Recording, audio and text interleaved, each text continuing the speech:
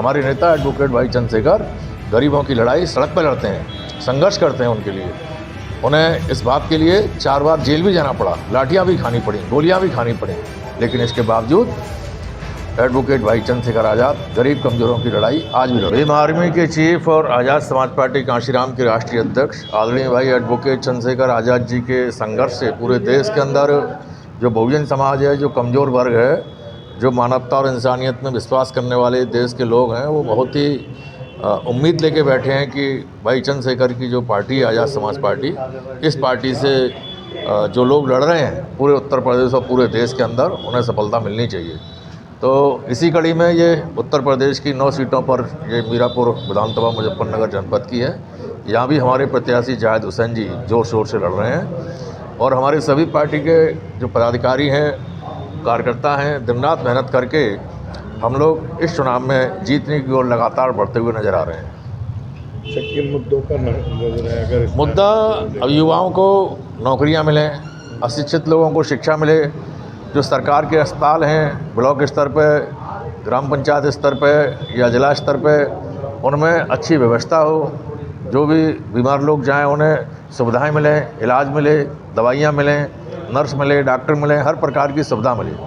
और जो primary school हैं, जूनियर हाई स्कूल हैं, सरकार के द्वारा संचालित जो माध्यमिक विद्यालय हैं, डिग्री कॉलेज हैं, उनमें अच्छी व्यवस्थाएं की जाएं, जिससे इस देश के क्षेत्र के लोग अपने बच्चों को वहाँ पढ़ा सकें। प्राइवेट स्कूलों में नहीं जाएं। प्राइवेट स्कूल में तो जो संपन्न लोग हैं उनके बच्चे पढ़ते हैं, लेकिन हमारे तो इस मीरापुर विधानसभा और पूरे प्रदेश के अंदर देखा जाए तो 60-70% लोग मजदूरी करते हैं।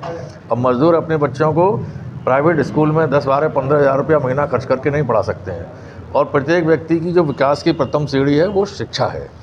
तो हम लोग, हमारी पार्टी, हमारे नेता ये चाहते हैं कि गरीब लोगों को हज़ारों साल से शिक्षा से वंचित किया गया है, उनको शिक्षा हर हालत में फ्री में मिलनी चाहिए। सरकार की जिम्मेदारी होती है, भारत का संविधान भारत के प्रत्येक नागरिक को ये अधिकार देता है कि शिक्षा फ्री में मिले, चिकित्सा फ्री में मिले, सुरक्षा फ्री में मिले, सम्मान और न्याय फ्री में मिलना चाहिए।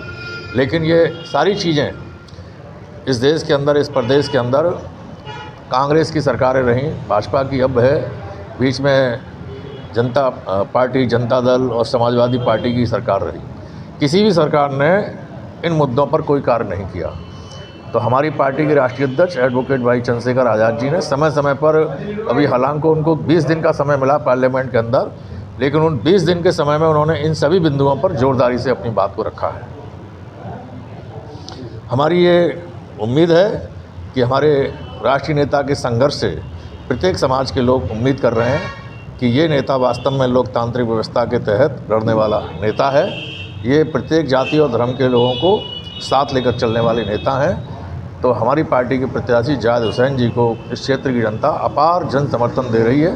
हमें उम्मीद है कि हमारी पार्टी के प्रत्याशी जाहिद हुसैन भाई चुनाव चिन्ह केतली के बटन पर वोट लेकर हज़ारों वोटों से जीत कर जाएंगे। सना से आप फील्ड में जा रहे हैं, किस तरह का रिस्पांस मिल रहा है लोगों को? रिस्पांस ज़बरदस्त है। जो अनुसूचित जाति जनजाति का मतदाता है, वो जो दूसरी पार्टी में पहले से भरोसा रखता था, उस पार्टी की निष्क्रियता की वजह से, उस पार्टी की नेताओं की निष्क्रियता की वजह से, उनकी नीतियों की खराब होने की वजह से, उनके द्वारा संघर्ष पब्लिक के हित में ना करने की वजह से आज पूर्ण रूप से 60% एडवोकेट भाई चंद्रशेखर जी के साथ आ चुका है। यहाँ पे लगभग 80-90 हज़ार दलित समाज का वोट है। और इसी प्रकार से जो हमारे अन्य ओबीसी के लोग हैं, पाल, प्रजापति, केवट, कश्यप, सैनी, ये सभी जातियाँ भाई के संघर्ष से सहमत हैं।